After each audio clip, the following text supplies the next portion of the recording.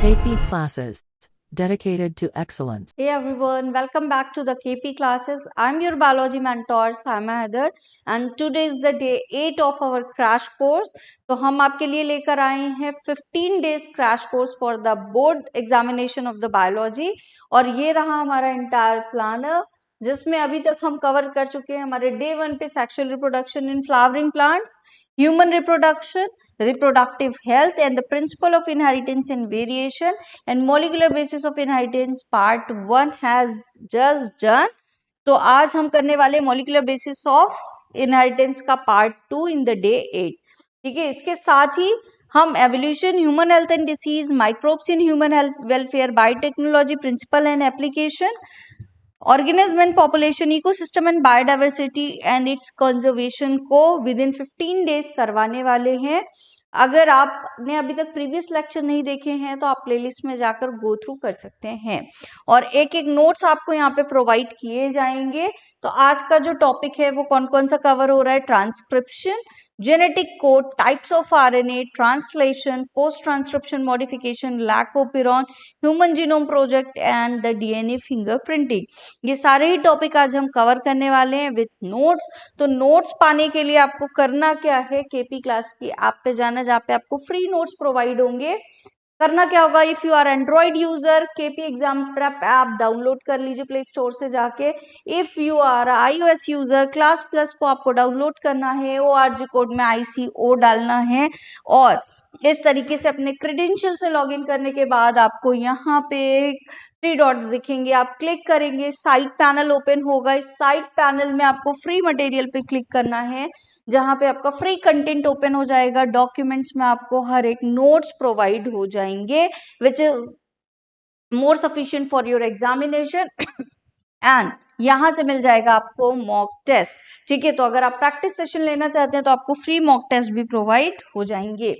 Let's start the class. तो transcription से start कर रहे हैं. हमने डीएनए से डीएनए कॉपी कैसे बनती है, क्या होता है, वो सारी चीजें देख ली एप्लीकेशन में. Now it's turn to make the RNA from DNA template. DNA template से हम आरएनए बना रहे हैं. That is known as transcription, the copying of genetic information from one strand of the DNA into RNA is termed as the transcription. ठीक है, अब देखिए, principle of complementary governs the process of transcription except the adenosine of DNA form base pair with the uracil instead of thymine. तो same process कुछ ना कुछ है, लेकिन थाइमिन के प्लेस पे कौन रिप्लेस होकर के आ रहा है? यूरेसिल आ रहा है. During replication adenine pairs with the thymine instead of uracil.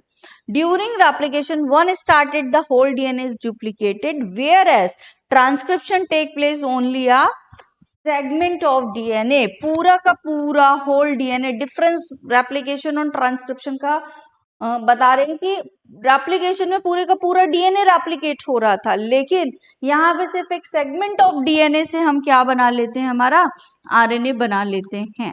ठीक है, in replication both strand act as a template. दोनों ही स्ट्रैंड का काम चल रहा था. ठीक है, लेकिन ट्रांसक्रिप्शन में केवल और केवल एक ही स्ट्रैंड वर्क करता है एज अ टेम्पलेट, जिसको हम टेम्पलेट स्ट्रैंड बोलेंगे, और दूसरे वाले को हम क्या बोलेंगे? Coding strand.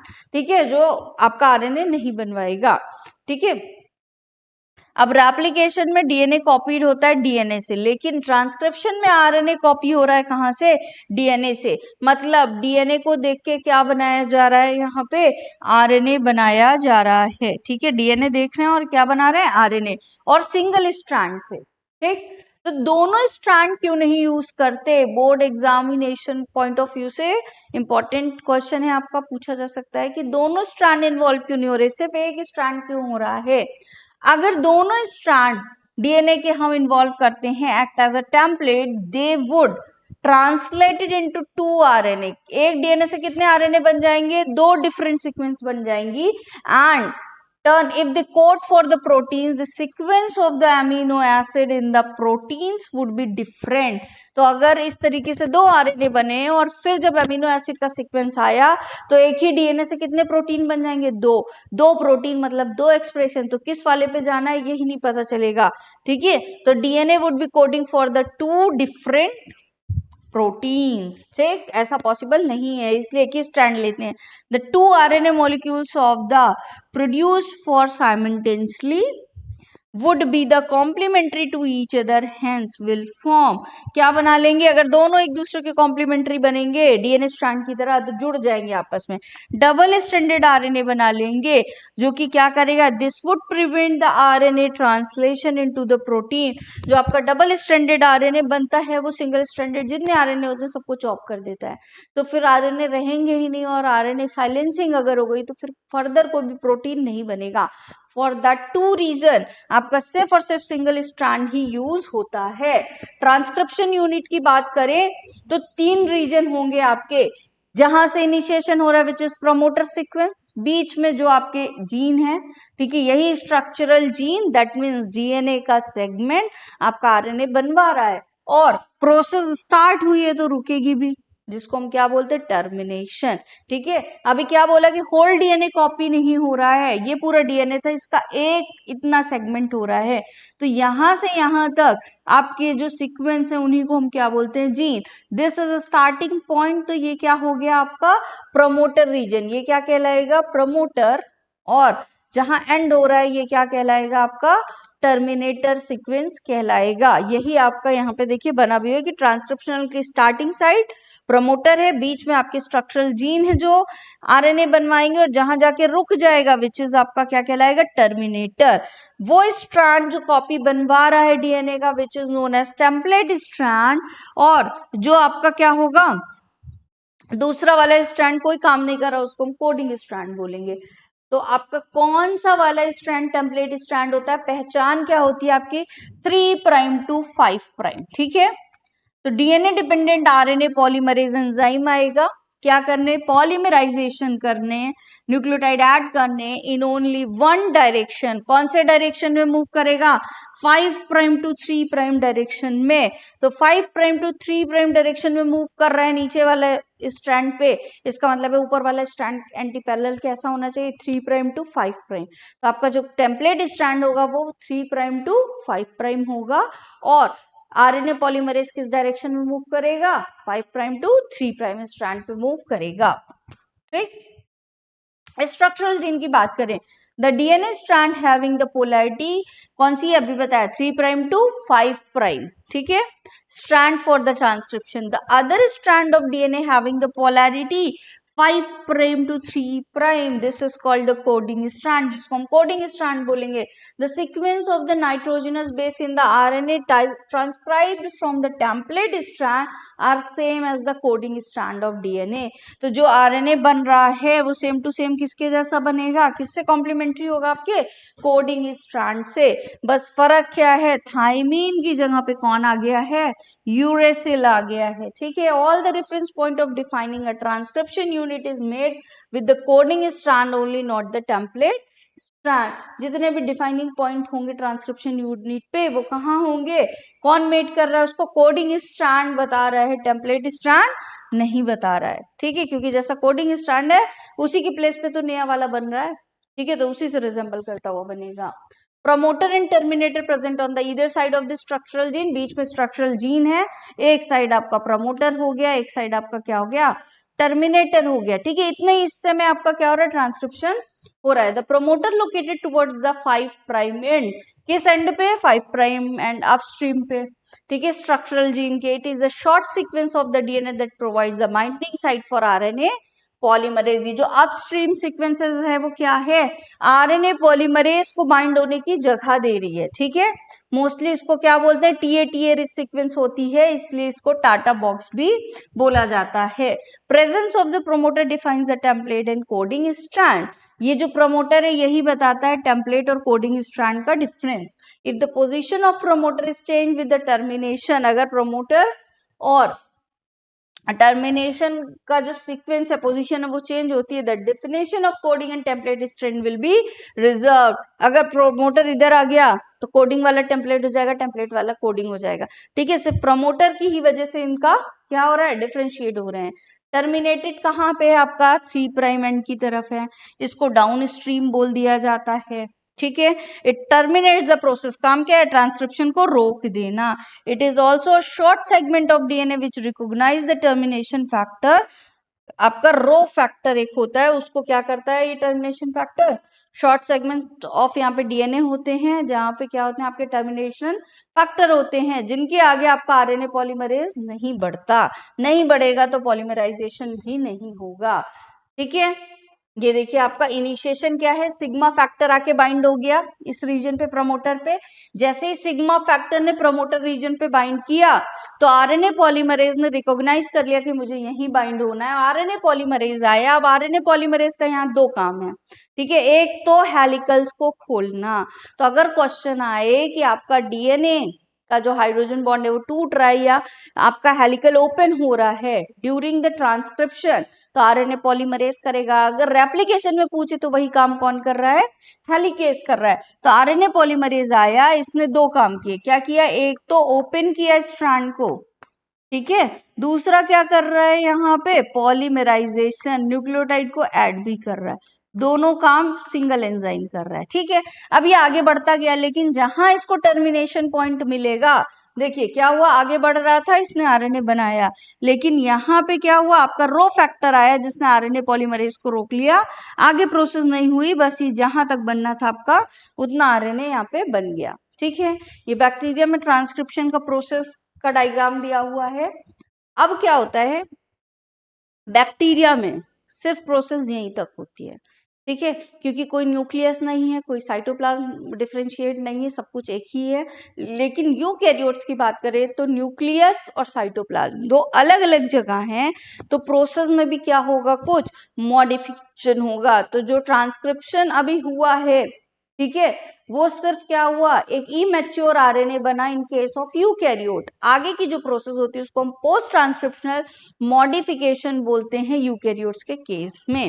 ठीक है, अब तीन टाइप के आरएनए यहाँ पे पॉलीमराइज क्या होते हैं, यहाँ पे प्रोकैरियोट्स में सब कुछ normal single type of RNA polymerase होता है, लेकिन यूकैरियोट्स में आपको पॉलीमरेज के टाइप मिलेंगे। यहाँ से क्वेश्चन बहुत बार पूछा जाता है मैच द कॉलम में कि कौन सा वाला आरएनए पॉलीमरेज कौन सा आरएनए बना रहा है। ठीक है, तो पॉलीमरेज 1 जो है आपका वो आरएनए बना रहा है, आरएनए पॉलीमरेज सेकंड जो है वो क्या बना रहा है आपका एचएन, मतलब एमआरएनए, और एचएन आरएनए क्या है आपका, जो इमेच्योर एमआरएनए होता है उसी को हम एचएनआरएनए बोलते हैं। थर्ड वाला जो है वो आपका क्या बना रहा है, टीआरएनए, 5s आरएनए और एसएनआरएनए बना रहा है। अब देखो पोस्ट ट्रांसक्रिप्शनल प्रोसेसिंग में क्या होगा, कहाँ हो रहा है आपका, न्यूक्लियस के अंदर, क्योंकि न्यूक्लियस से निकल करके जो आरएनए बना है उसको प्रोटीन बनाने के लिए कहाँ जाना है, साइटोप्लाज्म में जाना है। साइटोप्लाज्म में राइबोसोम है, उसे राइबोसोम के पास जाना है, लेकिन वहां कुछ एंजाइम बैठे हुए हैं जिनका नाम है क्या, आरएनएज। आरएनएज एक डिफेंस सिस्टम होता है, ताकि कोई भी वायरल आरएनए वगैरह हमारी बॉडी में आए तो आरएनएज उसको पहचानता है और कट कर देता है। ठीक है, तो यहाँ पे क्या होगा, हम एक आइडेंटिफिकेशन देंगे अपनी बॉडी की आरएनए को, कि आरएनए पहचान ले कि अरे ये तो मेरा वाला आरएनए है, इसे नहीं कट करना है, ठीक है, अदर आरएनए को कट करना है। समझ में आ रहा है क्यों साइटोप्लाज्म में जाने के पहले प्रोसेस हो रही है। तो अब जो पहले पहले बना यूकैरियोट्स में वो कौन सा बना था, एचएनआरएनए बना था। तो एचएनआरएनए से एमआरएनए बनाना है हमें, एचएनआरएनए से क्या बनवाना है हमको, एमआरएनए बनवाना है। इस प्रोसेस को हम बोलते हैं स्प्लाइसिंग। क्या डिफरेंस है दोनों आपके, ये जो एचएनआरएनए और एमआरएनए में, एचएनआरएनए में क्या होता है आपका इंट्रॉन, ठीक है, एक्सॉन, इंट्रॉन, एक्सॉन, ऐसे सीक्वेंस पाए जाते हैं। ठीक है, इंट्रॉन जो है वो नॉन फंक्शनल है आपका, इंट्रॉन क्या है, नॉन फंक्शनल है, एक्सॉन क्या है, फंक्शनल है। कौन सा चाहिए हमको प्रोटीन बनाने के लिए, फंक्शनल वाला, तो कट कर दिया जाएगा। कट करने के बाद जो बचेगा वो केवल कौन सा बचेगा, यहाँ पे पूरा एक्सॉन वाला बचेगा। तो दिस इज कॉल्ड हमारा फंक्शनल एमआरएनए। तो ये जो कटिंग की प्रोसेस होती है इंट्रॉन की, उसी को हम स्लाइसिंग बोलते हैं। ठीक है, फिर होता है कैपिंग और टेलिंग। कैपिंग में क्या कर रहे हैं हम, कुछ 5' एंड पे मेथिल गोनोसिन ट्राइफॉस्फेट के, ठीक है, 7 प्राइम मेथिल गोनोसिन ट्राइफॉस्फेट को ऐड किया जा रहा है 5 प्राइम एंड पे, कैपिंग हो गई। और एडिनिल के रेसिड्यू 200 से 300 ऐड कर दिए जाते हैं, कहाँ, टेल, मतलब 3 प्राइम एंड पे, तो टेलिंग हो गई। तो कैप और टेल देख करके आरएनए समझ जाएगा कि भाई ये तो मेरे वाला ही सेल का आरएनए, इससे मुझे डैमेज नहीं करना है। तो स्प्लाइसिंग होगी, कैपिंग होगी, टेलिंग होगी, तब ये जाएगा कहाँ, साइटोप्लाज्म में। देखिए यहाँ पे ये बन गया आपका। फिर क्या हुआ, इंट्रॉन एक्सॉन दोनों थे, तो यहाँ स्प्लाइसोसोम कॉम्प्लेक्स आया, इसने क्या किया, इस तरह से बाइंड हुआ, यहाँ भी इससे कट किया, कट करके रिमूव कर ले गया किसको, इंट्रॉन को, और सिर्फ जो बचा वो कौन सा बचा, येलो वाला सेगमेंट विच इज एक्सॉन। तो फंक्शनल आपका mRNA बन गया, और यहीं पे क्या कर देगा, इस वाले हिस्से पे आपका कैपिंग हो जाएगी, और इस वाले हिस्से पे क्या हो जाएगा, आपका एडिनिल के रेसिड्यू जुड़ के टेलिंग हो जाएगी, ऐसे जुड़ जाएंगे तो आइडेंटिफिकेशन हो जाएगा। नाउ बोर्ड एग्जाम के साथ साथ बेटा हम प्रिपरेशन करवा रहे हैं सीईटी एग्जाम की ऑल्सो। तो हमने कुछ बैच लॉन्चेस किए हैं, जिसमें बैच लॉन्च में हमारा उड़ान बैच है, जिसमें हम डोमेन सब्जेक्ट के साथ साथ आपको इंग्लिश और जनरल टेस्ट भी करवा रहे हैं। Full syllabus humanities, science, commerce सबके लिए आपको मिल जाएगा। और एक सारथी बैच है जिसमें आप specifically general test plus language की तैयारी कर सकते हो। ठीक है, तो हमारे साथ जुड़ सकते हो, यहाँ पे बोर्ड पे इंफॉर्मेशन दी हुई है। और these all are our rankers, जिनने ये सीयूटी रिजल्ट 2024 जिन्होंने टॉप रैंक ऑफ कॉलेज में एडमिशन्स लिए हैं। तो अगर आप भी अपना ड्रीम कॉलेज पाना चाहते हो तो हमारे साथ हमारे उड़ान बैच में और सारथी बैच में जुड़ सकते हो। Now the next topic is genetic code. Genetic code क्या है भाई, जेनेटिक कोड जो होता है वो क्या करता है, आपका अमीनो एसिड्स बनने हैं, ठीक है, और अमीनो एसिड को कोड करने के लिए ट्रिपलेट होते हैं। ठीक, आपके ऐसे क्या होंगे, A T G G T C, इस तरीके से 3-3 के। ठीक है, तो इन्हीं को हम क्या बोलते हैं, जेनेटिक कोड, जो कि कोड को देख के क्या बनेंगे, हमारे अमीनो एसिड्स बनेंगे, फिर उसी से क्या होगा, हमारा प्रोटीन बनेगा। ठीक, चलो रेप्लिकेशन। अब यहाँ पे क्या हो रहा है, ये जो process of replication and transcription है, बोल रहा है बेस्ड ऑन द कॉम्प्लीमेंटेरिटी, मतलब एडेनिन के साथ क्या हो रहा है, बेस पेयर जुड़ रहे हैं। ट्रांसलेशन में भी सेम ऐसे ही देखा था कि डीएनए से आरएनए बन रहा है कॉम्प्लीमेंट्री। ठीक है, the process of translation is the transfer of genetic information for the from a polymer of nucleotides to a polymer of amino acid. अब न्यूक्लियोटाइड से क्या बनवाने वाले हैं हम, amino acid, in the process of translation. ठीक है, अब कॉम्प्लीमेंट्रिटी नहीं आएगी यहाँ पे न्यूक्लियो, ठीक है, between the nucleotides and amino acid. In their change in the nucleic acid, there is a change in the amino acid in the protein. अगर न्यूक्लिक एसिड चेंज हो गया तो अमीनो एसिड भी चेंज हो जाएगी sequence, और amino acid की sequence change हुआ तो हमारा प्रोटीन भी क्या हो जाएगा, चेंज, एक्सप्रेशन भी change. There must be genetic code that could direct the sequence of amino acid in the proteins during the translation. तो यहाँ पे क्या होना चाहिए, कुछ स्पेसिफिक जेनेटिक कोड होने चाहिए जिनको देख, क्योंकि कॉम्प्लीमेंट्री तो हो नहीं रही है कि अब देख देख के बना ले। ठीक है, तो क्या कर दिया, यहाँ पे जेनेटिक कोड लगा देगी, इसको कोड को देख के वो क्या करेगा, रिकॉग्नाइज करेगा कि कौन सा अमीनो एसिड जोड़ना है। ठीक है, अभी तक तो देख रहा था नाइट्रोजनस बेस को कॉम्प्लीमेंट्री ऐड कर रहा था, लेकिन अब ऐसा नहीं है, तो जेनेटिक कोड उसकी जगह पे बना दिए गए। किसने सबसे पहले जेनेटिक कोड के बारे में बात की, तो जॉर्ज गैमो ने।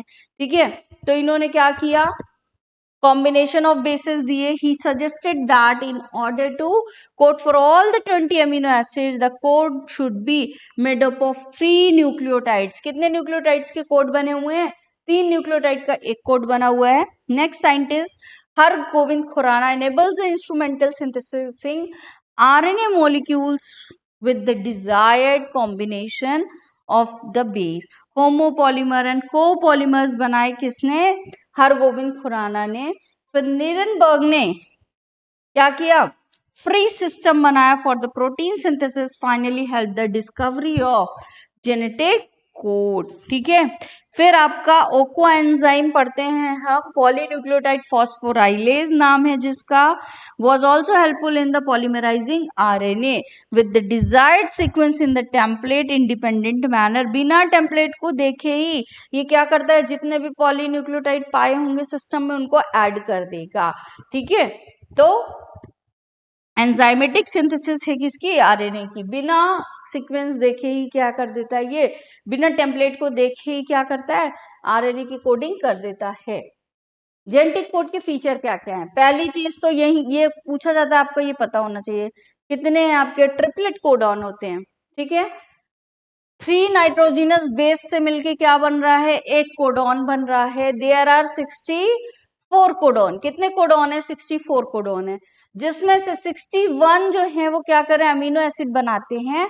3 codons are the stop codon, ठीक है। 64 में से 3 स्टॉप कोडॉन है, वो कोई भी अमीनो एसिड नहीं बना रहे, बाकी 61 बना रहे हैं, ठीक है।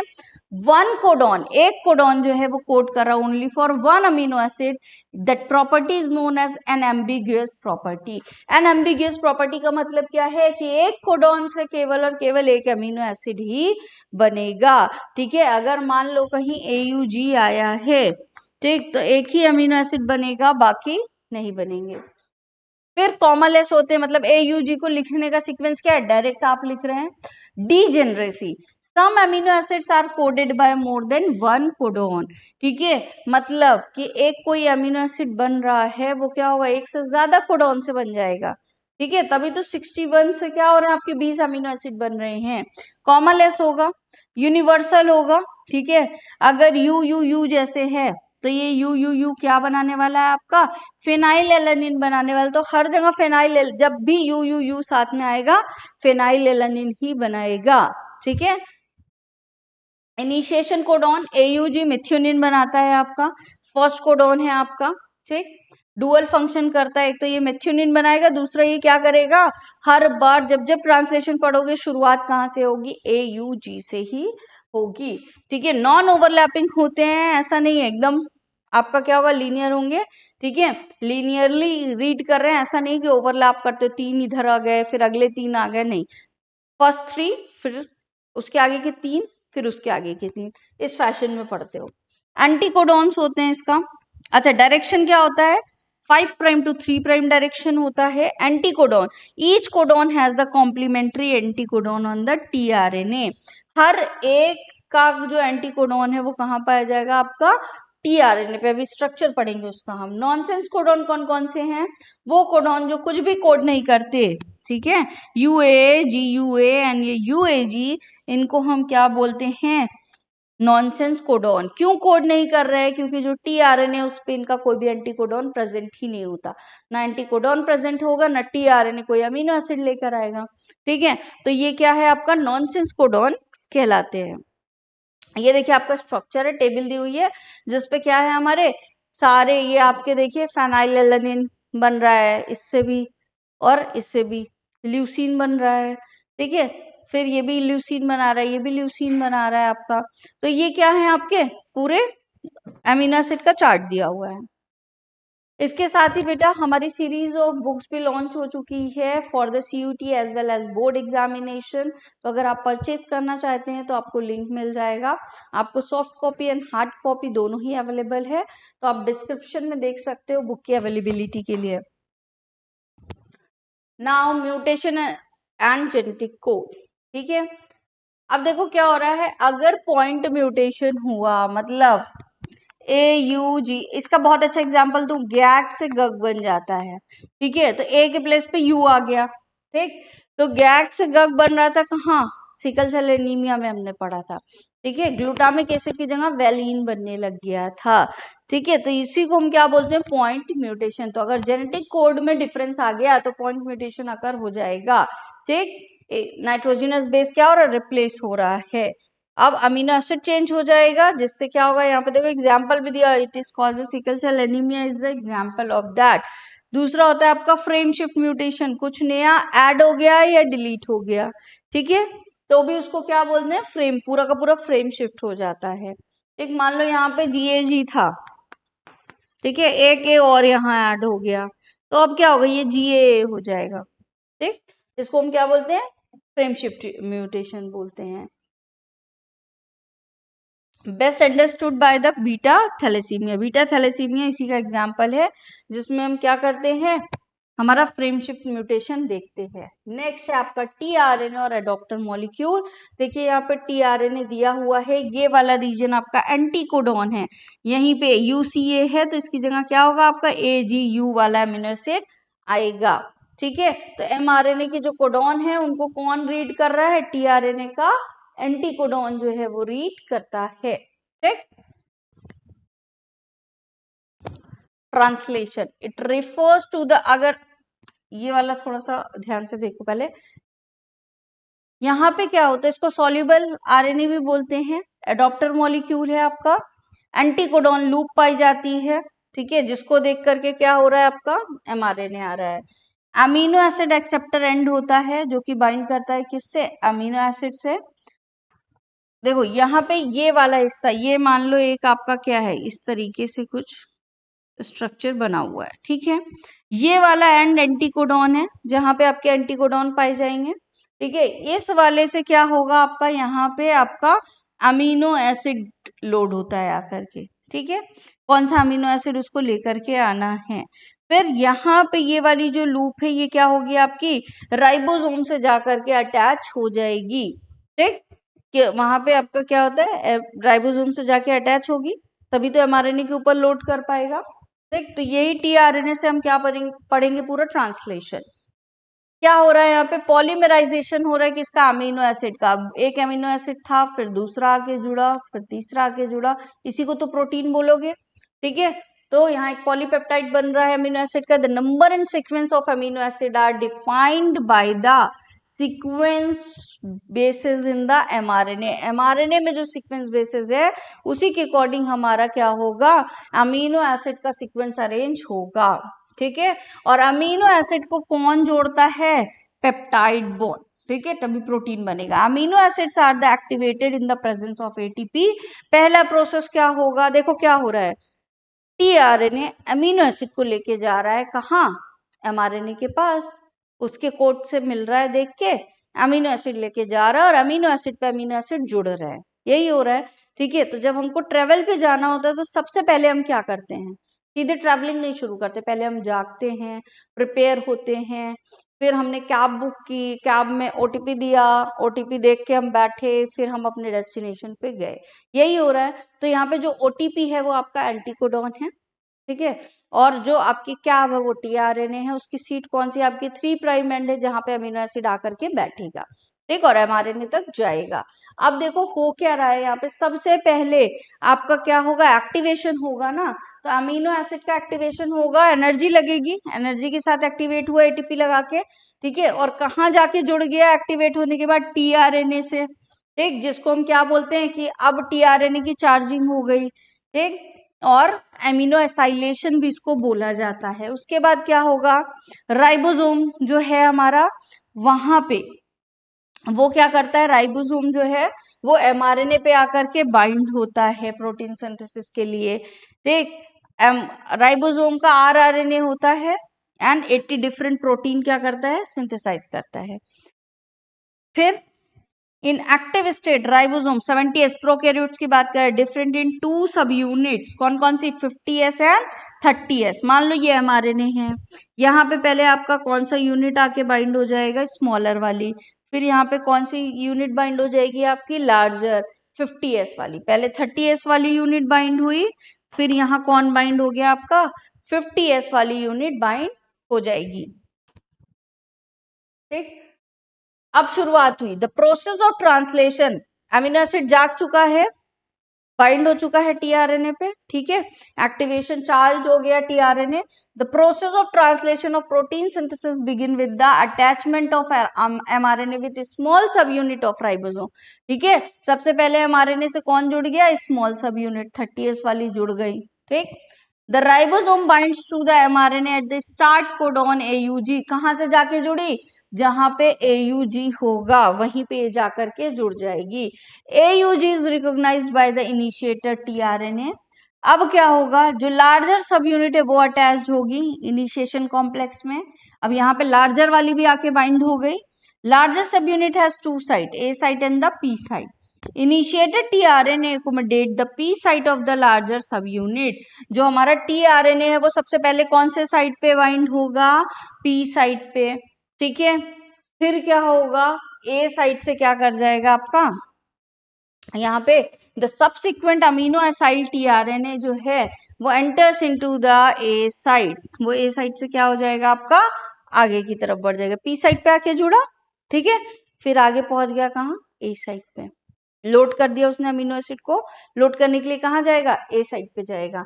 These subsequent tRNA selected according to the codon of the mRNA. ये प्रोसेस किसके अकॉर्डिंग चल रही है, टीआरएनए कैसे सेलेक्ट कर रहा है कौन सा अमीनो एसिड लेकर आए, एमआरएनए के कोडॉन्स को देख के, ठीक है। Codon of the mRNA and anti codon of the tRNA are complementary to each other. अब कॉम्प्लीमेंट्री कौन कौन है, एमआरएनए का कोडॉन और टीआरएनए जो लेकर आया उसका एंटी कोडॉन, ठीक। The formation of peptide bond between the two amino acids of the P and A site catalyse the by ribozyme 23S RNA in the bacteria, ठीक है। तो फॉर्मेशन हो रहा है किसका, पेप्टाइड बॉन्ड का, दो अमीनो एसिड के बीच में। The moves from codon to codon along the mRNA called the translocation.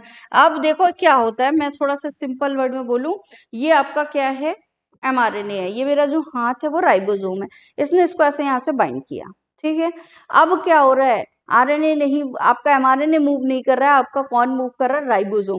तो ऐसे ये मूवमेंट हो रहा है, तो हर बार राइबोसोम यहाँ, फिर यहाँ, फिर यहाँ, ये फिर यहाँ, इसको ट्रांसलोकेशन बोलते हैं, क्लियर।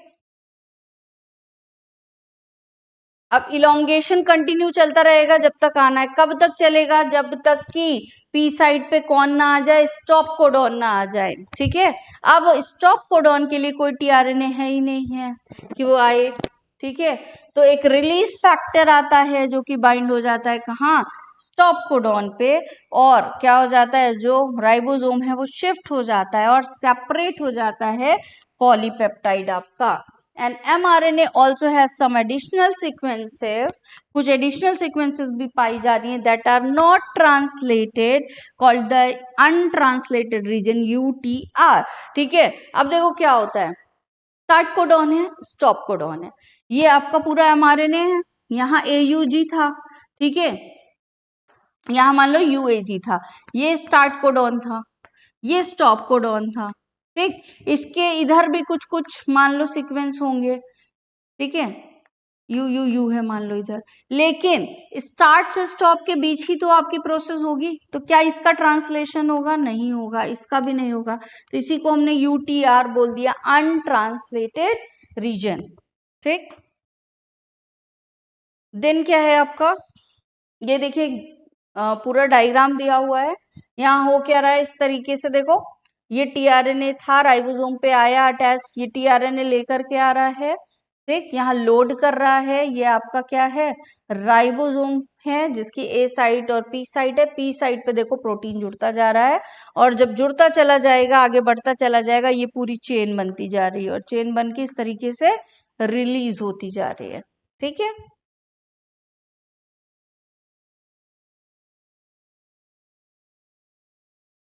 अब रेगुलेशन कैसे हो रहा है जीन एक्सप्रेशन का, तो काफी सारे यूकैरियोट्स में क्या होते हैं, डिफरेंट लेवल होते हैं, ट्रांसक्रिप्शनल लेवल होता है जो कि प्राइमरी ट्रांसक्रिप्ट कहलाता है, दूसरा है प्रोसेसिंग लेवल जिसको हम क्या बोलते हैं, रेगुलेशन ऑफ स्प्लाइसिंग, जिसमें क्या हो रहा है हमारा, स्प्लाइसिंग हो रही है, transport of mRNA from nucleus to the cytoplasm, कहाँ जाएगा, बना पहले आपका जो प्रोकैरियोट्स है वहां ट्रांसक्रिप्शन हुआ, सब कुछ साइटोप्लाज्म में ही तो था, इधर ट्रांसक्रिप्शन हुआ, उधर ट्रांसलेशन हो गया, राइबोसोम भी वहीं पे थे, लेकिन यूकैरियोट्स के केस में सबसे पहले तो जीन एक्सप्रेशन हुआ आपका, ठीक है, डिफरेंट लेवल पे पूरा ट्रांसक्रिप्शन की प्रोसेस आपका सारा कुछ हुआ, ट्रांसक्रिप्शन डन हुआ, फिर क्या हुआ, मैच्योर बनाने के लिए स्प्लाइसिंग हुई, फिर क्या हुआ, न्यूक्लियस से कहाँ भेज दिया गया आपका, साइटोप्लाज्म, और साइटोप्लाज्म में जाने के बाद क्या हुआ, वहां ट्रांसलेशन हुआ, ठीक है। प्रोकैरियोट्स में क्या होता है आपका,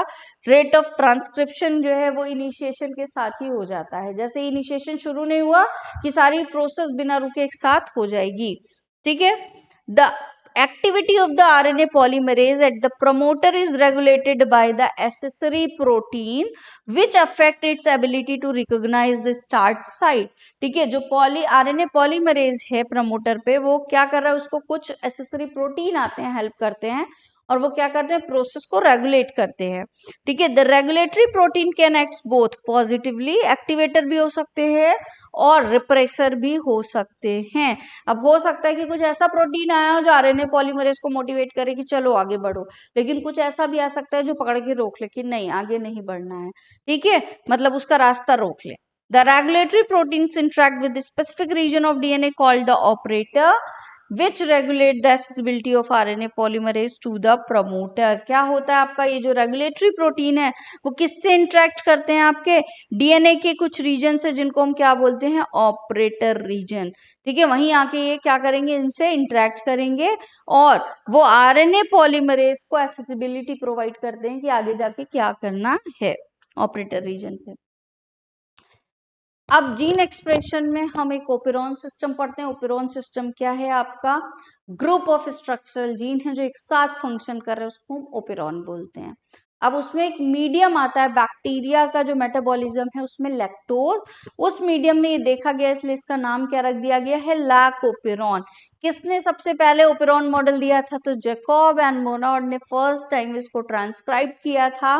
ठीक है, जीन एक्सप्रेशन सिस्टम को कैसा है, ये पॉलीसिस्ट्रोनिक है. प्रोकैरियोट्स में देखा गया, बैक्टीरिया की बात हो रही है, पॉलीसिस्ट्रोनिक स्ट्रक्चरल जीन है, is regulated by common promoter and regulatory gene. ठीक है, such regulation system is common in the bacteria, is called the operon model. किन किन चीजों से मिलके बना हुआ, तो एक आई जीन पाया जाता है जिसको हम रेगुलेटरी जीन बोलते हैं. 3 स्ट्रक्चरल जीन है, जेड, वाई एंड ए. एक ऑपरेटर बाइंडिंग साइट होती है आपकी, ठीक है, जो क्या कर रही है, रिप्रेसर प्रोटीन को बाइंड कर रही है. एक प्रमोटर साइट होती है जो किसको बाइंड कर रही है, आरएनए पॉलीमरेज को बाइंड कर रही है. ठीक है, तो इतनी चीजें क्या है यहाँ लैकोपेरॉन में. एक आपका रेगुलेटरी जीन होता है, आई जीन. ठीक, फिर क्या होता है आपका, एक क्या पाया जा रहा है यहाँ पे, ऑपरेटर पाया जा रहा है. ठीक है, और एक यहाँ पे बीच में क्या पाया जाएगा, प्रमोटर रीजन पाया जाएगा. ठीक, और फिर क्या हो रहा है आपका, यहाँ पे स्ट्रक्चरल जीन पाए जाते हैं, जेड, वाई एंड ए. देखिए होता क्या है, यहाँ पे ये स्ट्रक्चर दिया हुआ है. ठीक, अब हुआ क्या, यहाँ इंड्यूसर नहीं है आपका. इंड्यूसर कौन है यहाँ पे, लैक्टोज. ठीक, तो लैक्टोज ने क्या किया, यहाँ आपका रिप्रेसर क्या था, आपका जो रेगुलेटरी प्रोटीन था उसने एक एमआरएनए बनाया जो रिप्रेसर है. ये रिप्रेसर क्या करता है, जाके ऑपरेटर पे बाइंड हो जाता है. ठीक, अब प्रमोटर रीजन पे बाइंड होता है हमारा कौन, आरएनए पॉलीमरेज. आरएनए पॉलीमरेज को इस पे मूव करना है, लेकिन रास्ते में देखो कौन आ गया, यहाँ तक पहुंचा और रास्ते में इसको कौन मिल गया, ये रिप्रेसर प्रोटीन. क्या ये मूव कर पाएगा, नहीं. जब ये जेड वाई ए तक पहुंचेगा ही नहीं तो क्या होगा, क्या आपका ट्रांसक्रिप्शन होगा, नहीं होगा, तो प्रोसेस रुक गई. इसी को जीन रेगुलेशन बोल रहे हैं. ठीक है, लेकिन मान लो रिप्रेसर एमआरएनए बना, एक इंड्यूसर है हमारा लैक्टोज, लैक्टोज मीडिया में था और ये एलो लैक्टोज बनाता है. इसने आके क्या किया, इस रिप्रेसर को यहाँ पकड़ लिया, होल्ड कर लिया. अब ये रिप्रेसर जाना तो चाह रहा है ऑपरेटर के पास, बट जा नहीं पा रहा. जब ये ऑपरेटर के पास नहीं गया तो यहाँ था तुम्हारा आरएनए पॉलीमरेज, इसको तो रास्ता मिल गया यहाँ तक जाने का. ठीक है, जैसे जैसे स्ट्रक्चरल जीन पे रन किया, प्रोकैरियोट्स में भी हमने क्या देखा कि स्ट्रक्चरल जीन पे जैसे जैसे आरएनए पॉलीमरेज रन करता है, प्रोसेस होती जाती है. तो आपका क्या बन गया, एमआरएनए बन गया. जेड ने क्या बनाया, बीटा. ये इंपॉर्टेंट है, याद रखना है कौन क्या बना रहा है. जेड वाले ने क्या बनाया, बीटा ग्लाइकोसाइडेज. वाई ने क्या बनाया, परमिएज. ए ने क्या बनाया, ट्रांस एसिटाइलेज. बीटा ग्लाइकोसाइडेज क्या करेगा, जो लैक्टोज है उसको ब्रेक डाउन कर देगा किसमें, ग्लूकोज प्लस गैलेक्टोज में. ठीक है, परमिएज क्या करेगा, एंट्री प्रोवाइड, परमिट दे रहा है. Permease is for the permeability, permission दे रहा है किसको, लैक्टोज की परमिएबिलिटी को बढ़ाता है. ठीक है, लैक्टोज की परमिएबिलिटी को बढ़ा रहा है. ठीक, ट्रांस एसिटाइल क्या करता है, आपका एसिटाइलेशन कर देता है किसका, आपका जो बीटा गैलेक्टोसाइडेज है उसका. एक्टिवेट कर रहा है उसको। नेक्स्ट है ह्यूमन जीनोमिक प्रोजेक्ट। अब डीएनए की सीक्वेंस है आपकी सारी, ठीक है, जेनेटिक मेकअप है किसी भी ऑर्गेनिज्म का या किसी भी इंडिविजुअल का, वो कैसे पता कर सकते हैं हम, तो डीएनए सीक्वेंस के थ्रू पता कर सकते हैं। Two individual differs in their DNA sequences at least in the some places, ठीक है, दो इंडिविजुअल में डिफरेंस क्या होगा, उनकी डीएनए सीक्वेंस क्या होगी, अलग अलग जगह पे कहीं ना कहीं चेंज होगी, तो उसी को देख के हम फाइंड आउट करते हैं। Finding out the complete DNA sequence of the human genome. Sequencing human genome was launched in the 1990 goals of human genome project. क्यों ये इनिशिएट किया गया, बहुत ही एक्सपेंसिव प्रोजेक्ट है आपका, क्यों पूरे ह्यूमन के जीनोम को कंसाइज किया जा रहा है, क्योंकि identify all the approximately 20,000 to 25,000 genes in the human DNA, determine the sequence of all 3 billion chemical base pair, store this information in the database, ठीक है, जितने भी सीक्वेंस हैं 3 बिलियन केमिकल बेस पेयर को उनको देखा गया, उन इंफॉर्मेशन को डेटाबेस में स्टोर किया गया, ठीक है, और उनकी डेटा एनालिसिस की गई, ट्रांसफर किया गया related technologies to other sector such as industries, ठीक है, उनको जो भी इंडस्ट्रीज आपकी हैं, ठीक है, जो डेटाबेस पेयर पे काम कर रही हैं, उनमें क्या किया गया, पहुंचाया गया। Address the ethical, legal and social issues that may be arises from the project, ठीक है, क्या क्या चीजें यहाँ पे इस प्रोजेक्ट में, क्या इथिकल इश्यूज हैं, क्या लीगल इश्यूज आ रहे हैं, ये क्या सोशल इश्यूज आ रहे हैं, इन पे क्या किया गया, बात की गई। तो क्या कैसे किया जाता है ये ह्यूमन जीनोम प्रोजेक्ट को करने का प्रोसेस क्या है, तो पहला क्या है, to identify all the genes that expressed as RNA referred as express sequence tags. आपका पूरा का पूरा डीएनए, अभी हमने देखा कि आरएनए में चेंज नहीं होता है, ठीक है, कुछ ही फ्रेगमेंट्स हो रहे हैं, तो दो तरीके हैं, या तो आप फुल वाले डीएनए को ले लो, ठीक है, जो ट्रांसलेशन ट्रांसक्रिप्शन कर रहा है वो भी ले लो, ट्रांसक्राइब्ड वाला भी ले लो, अनट्रांसक्राइब्ड वाला भी, या फिर जो हमारे काम का है ट्रांसक्राइब्ड वाला, क्योंकि फंक्शन तो वही कर रहा है, उसकी स्टडी कर लो, ठीक है। तो पहला कौन सा है आपका, एक्सप्रेस सीक्वेंस टैग्स, जिसमें हमारा कौन सा वाला आ रहा है, आरएनए जिससे बन रहा है वो वाला ले लिया, ठीक है, कैसे किया, simple sequencing the whole set of genome, sequencing की गई, ठीक है, contained all the coding and the non coding sequence, coding वाले और नॉन कोडिंग वाले जितने सीक्वेंस थे सबको सीक्वेंस में लगाया गया, and later assigning different regions, और बाद में डिफरेंट रीजन्स देखे गए the of the sequence, the function is called the sequence annotation, ठीक है, कितने कोडिंग है कितने नॉन कोडिंग है सबको अरेंज कर दिया गया, जिसको हमने क्या बोला, sequence annotation. The commonly used host for the sequence where bacteria and yeast and the vectors were called as BAC, ठीक है, यहाँ पे जो हम होस्ट यूज करते हैं, ठीक है, प्रोसेस करने के लिए, वो कौन सा है, हमारा बैक है, बैक्टीरियल आर्टिफिशियल क्रोमोसोम वेक्टर, ठीक है, और यैक क्या होता है आपका, ईस्ट आर्टिफिशियल क्रोमोसोमल वेक्टर, ये हमारे दो क्या हैं, होस्ट हैं या प्लाज्मिड्स हैं, जिनके थ्रू हम क्या कर रहे हैं, हमारा पूरा सीक्वेंसाइज कर रहे हैं, तो ये पता होना चाहिए कि ह्यूमन जीनोम प्रोजेक्ट में किसको यूज किया गया है। क्या फीचर है इसके, तो 3164.7 मिलियन न्यूक्लियोटाइड बेस पेयर अभी तक कलेक्ट किए गए हैं। The average gene consist of 3000 bases, ठीक है, एक एवरेज जीन को देखा गया कि कितने होते हैं, अप्रोक्सीमेटली 3000 बेसिस से मिलके बने होते हैं। लार्जेस्ट जो नोन है आपका डिस्ट्रोफिन है, जिसमें 2.4 मिलियन बेसिस पाए जाते हैं। Total number of gene is estimated at 30,000। अभी तक कितने जीन एस्टिमेटेड हुए हैं, 30,000। 99.9% nucleotide base sequences are the same, 99% same है in all the people. The function of 50% genes discovered is unknown. अभी तक जितने हमने ढूंढे उसमें से 50% वाले जो जीन है उनका फंक्शन हमें पता ही नहीं है, ठीक है। Less than 2% of the gene codes for the protein, इनमें से केवल 2% ही ऐसा है पूरे ह्यूमन जीनोम में जो प्रोटीन को कोड कर रहा है। Repeated sequence makeup very large portion of the human genome, ठीक है। रिपीटेड सीक्वेंस क्या है, बहुत ज्यादा है, क्योंकि 99% तो सेम है ना। Chromosome has the most gene 2968 and the Y has the fewest gene। आपका क्रोमोसोम नंबर 1 जो होता है, ठीक है, उसमें सबसे ज्यादा जीन है और वाई जो है सबसे फ्यूएस्ट जीन पाए जाते हैं। वाई आपका स्मॉलेस्ट क्रोमोसोम भी होता है। It is identified about the 1.4 million location where single base DNA difference. अब 99% तो सेम है सब कुछ, कितना है आपका, कुछ सीक्वेंसेस हैं जो डिफरेंट हैं, जिनको क्या बोला जाता है, कुछ तो पूरा पूरा सेम है लेकिन वहां पे एक न्यूक्लियोटाइड का डिफरेंस आ गया, जिसको हम बोलते हैं सिंगल न्यूक्लियोटाइड पॉलीमॉर्फिज्म। ठीक है, पॉलीमॉर्फिज्म मतलब क्या हो गया, डिफरेंस आ गया, कहाँ, सब कुछ सेम है, एक सिंगल बेस आपका क्या हो गया, चेंज हो गया। नेक्स्ट है डीएनए फिंगरप्रिंटिंग। डीएनए फिंगरप्रिंटिंग क्या है, दो इंडिविजुअल के बीच के डीएनए के सीक्वेंस को कंपेयर करके एनालिसिस करना is called the DNA fingerprinting. ठीक है, क्या कर रहे हैं यहाँ पे हम, DNA fingerprinting involve the identifying difference in some specific region in DNA called the repetitive DNA. ठीक है, जो आपके क्या हो रहे हैं, कुछ रीजन है जो बार बार आ रहे हैं, उनको हम क्या बोलते हैं, रिपीटेटिव डीएनए बोलते हैं, because in this sequence small stretch of DNA is repeated many time.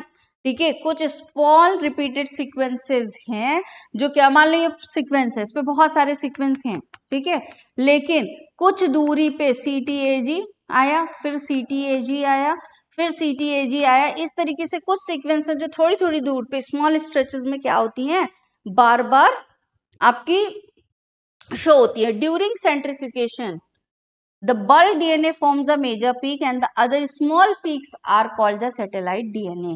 जब सेंट्रीफिकेशन किया तो जो बल्क डीएनए मिला उसकी हाई पीक्स मिली, ठीक है, लेकिन कुछ आपकी क्या हुई, कुछ स्मॉल पीक्स भी मिली जिनको हमने क्या नाम दे दिया, सैटेलाइट डीएनए।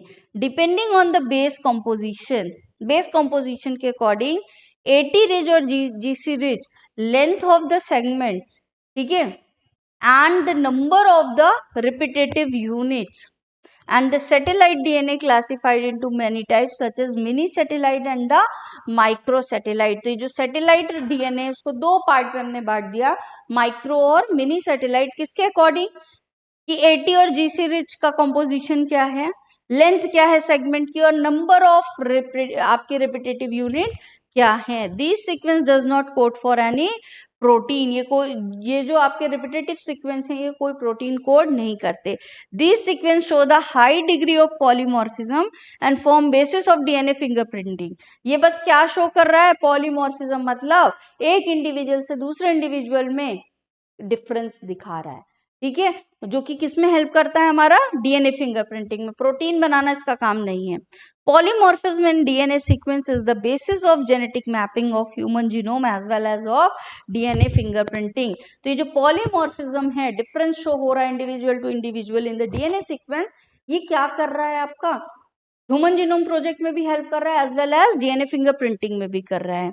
पॉलीमॉर्फिज्म क्या है आपका, वेरिएशन आ रहा है जेनेटिक लेवल पे, अराइजेस ड्यू टू mutation।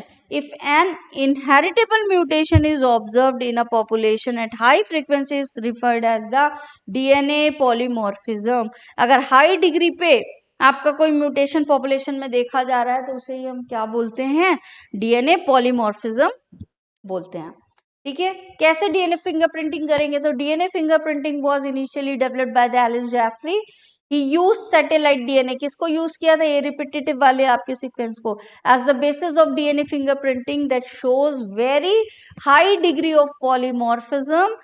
ठीक है, it was called as variable number of tandem repeats, VNTR, क्या बोलते हैं इनको, VNTR, variable number of tandem repeats. करेंगे क्या, सबसे पहले आइसोलेशन ऑफ डीएनए, सेल से डीएनए को क्या करा, आइसोलेट कर लिया, उस डीएनए को रेस्ट्रिक्शन एंडोन्यूक्लियस से डाइजेस्ट किया, तो छोटे छोटे, एक पूरा डीएनए था, रेस्ट्रिक्शन एंजाइम डाला तो छोटे छोटे फ्रेगमेंट्स मिल गए। ठीक है, अब सेपरेशन कर लिया इन डीएनए फ्रेगमेंट्स का जेल इलेक्ट्रोफोरेसिस से, उसको ब्लॉटिंग पेपर के थ्रू आपका, ठीक है, ब्लॉटिंग कराई गई, ट्रांसफर कर दिया आपकी नाइट्रोसेल्यूलोज की मेम्ब्रेन पे। ठीक है, separated DNA fragments to synthetic membrane such as nitrocellulose और नाइलॉन मेम्ब्रेन पे उस फ्रेगमेंट्स को ट्रांसफर कर दिया।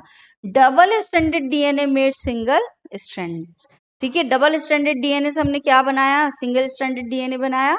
ठीक है, hybridisation using label VNTR probe, और हमारे VNTR जो variable number of tandem repeats हैं उनको टैग कर दिया गया इस पे, और detection of hybridised DNA fragments by autoradiography, और देखा कि उस पे कितनी जगह पे वो टैग सीक्वेंस आपके चमक रहे हैं। जब ऑटो रेडियोग्राफी में देखो जो वीएनटीआर वाले प्रोब्ड होंगे वो क्या करेंगे, वहां पे चमकेंगे, दिखाई देंगे, ठीक है, ल्यूमिनाइजेशन होता है वहां पे। देखो इस तरीके से आपका डीएनए फ्रॉम इंडिविजुअल ए लिया, डीएनए फ्रॉम इंडिविजुअल बी लिया, ठीक है।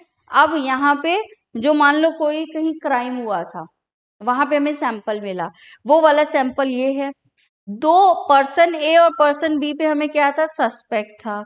तो हमने क्या किया, ये जो हमारा जो सैंपल मिला था हमें क्राइम वाली जगह पे, उसको लिया, ठीक है, उसको यहाँ पे क्या कर दिया, जेल में इस तरह नाइट्रोसेलुलोज मेम्ब्रेन पे रन करवाया।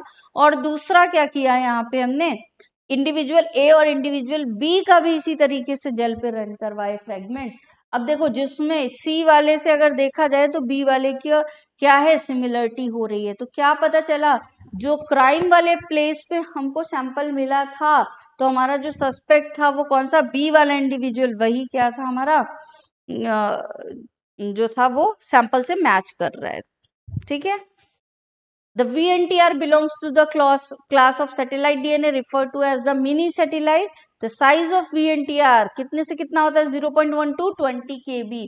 After hybridization with VNTR probe, the autoradiogram gives many bands of the different size. These bands give a characteristics pattern for an individual DNA at difference from the individual to individual. ठीक है, अब इसी को देख के क्या कर लेते हैं, दोनों मैच अगर हो गए आपके वीएनटीआर वाले प्रोब से, सस्पेक्ट वाला भी मैच हो गया, तो पता चल जाता है कि ये दो इंडिविजुअल सेम है। The DNA from a single cell is enough to perform the DNA fingerprinting. एक किसी भी सेल से निकाला गया डीएनए आपके फिंगरप्रिंटिंग आसानी से करा सकता है। वो हेयर फॉलिकल का हो सकता है, वो ब्लड सैंपल का हो सकता है, किसी सेल का हो सकता है, आप कहीं से भी निकाल सकते हो। एप्लीकेशन क्या है इसकी, टेस्ट ऑफ पैटर्निटी कर सकते हैं, ठीक है, आइडेंटिफिकेशन ऑफ क्रिमिनल्स कर सकते हैं, पॉपुलेशन डाइवर्सिटी देख सकते हैं कि कितना चेंज है, एक पॉपुलेशन में कितने चेंज पाए जा रहे हैं, कितने टाइप ऑफ एलील पाए जा रहे हैं, वो भी पता लग सकता है। डिटर्मिनेशन ऑफ जेनेटिक डाइवर्सिटी, और इसके साथ साथ जो जेनेटिक डाइवर्सिटी आ रही है, एक ऑर्गेनिज्म दूसरे ऑर्गेनिज्म से इतना डिफरेंट क्यों है, उसके बारे में भी इससे पता लगाया जा सकता है, ठीक है। तो now this chapter has finish, सारी चीजें आपकी हो गई हैं, नोट्स आपको मिल जाएंगे केपी क्लास के ऐप पे। और सीयूटी के लिए अगर आप जुड़ना चाहते हैं तो आप हमारे इन कोर्स को भी ज्वाइन कर सकते हैं। See you in the day 9। Thank you, bye bye. KP classes dedicated to excellence.